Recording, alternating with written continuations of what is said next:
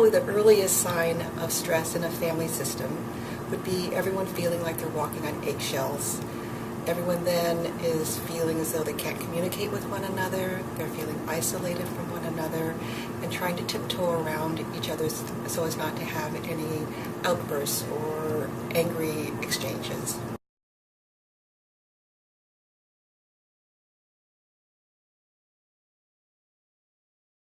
A parent should be alert for those times when a child is making progress forward but suddenly starting to move backwards.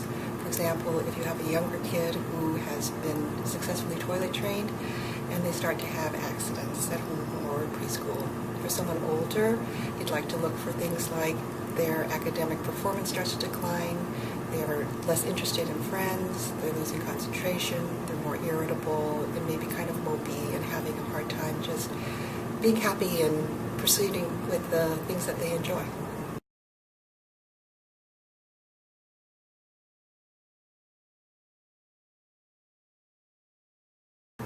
Trying to help younger children understand what mom and dad are going through really means trying to find a kind of experience that they can relate to. For example, being able to say, well, this is like when you have too many rules that you're trying to follow at the same time. You get kind of upset and confused. And that's sort of what mom or dad is going through right now. They feel like there are too many things that they have to try and take care of. And so they don't feel so great, and sometimes they don't want to talk about it. It might feel a little bit to you like they aren't so interested in you.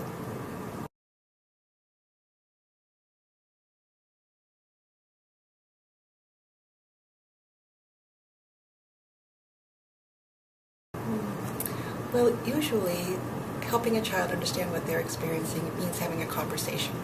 And the best person to have that conversation is a mom or a dad because they know their child the best.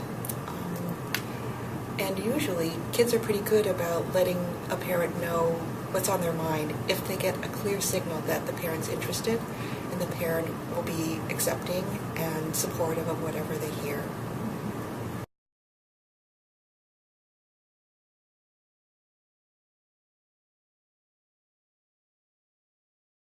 Well, family adjustment post-deployment typically takes about 6 months. We all think that it's going to happen instantaneously because it's such a happy event and everyone's looking forward to it. But in fact, there's lots to renegotiate, there's lots for everyone to relearn about one another, and at a minimum it's 6 months.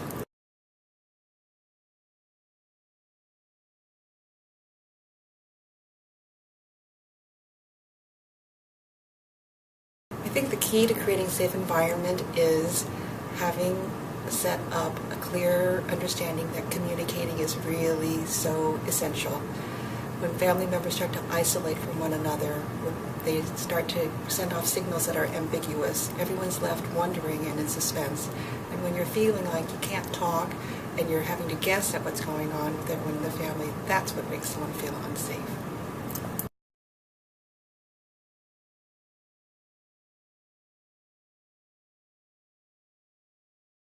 Everyone asks about specific activities, but in fact, I'm not going to give a specific activity, but emphasize that activities and regular routine for children of any age is really, really fundamental in being able to weather the stresses and the ups and downs of the deployment and reintegration.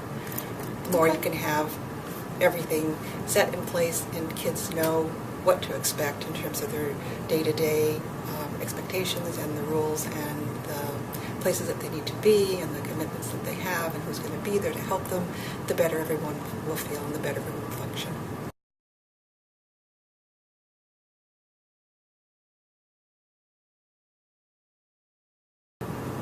So the role that home base plays is like an extra pair of hands.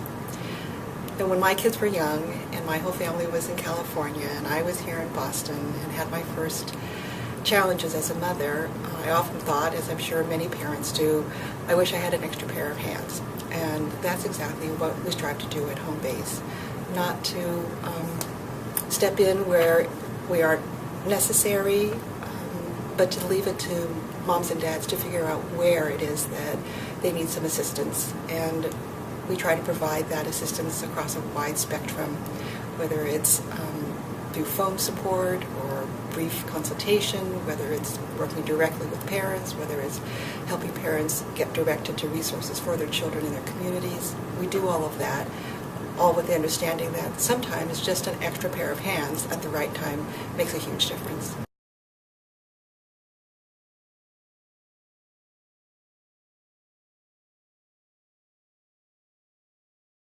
The more concrete, firm, caring relationships that are accessible to everyone in the family, the better everyone does.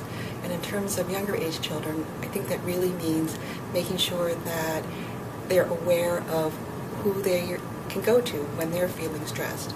Mom, dad, even if they're deployed, are still available to them to help them weather the storm of the separation and the reintegration. I think for older children, the same principle applies, but in this case you want to, consistent with where they are in development, they're becoming teenagers, moving out of the home, testing their independence, you want them to seek out and you want to encourage them to establish really good relationships with other caring adults in their lives, through the church, through the school, through extracurricular activities, in any venue you possibly can think of. You see it as a way to give them even more people on their support team than their immediate family can provide.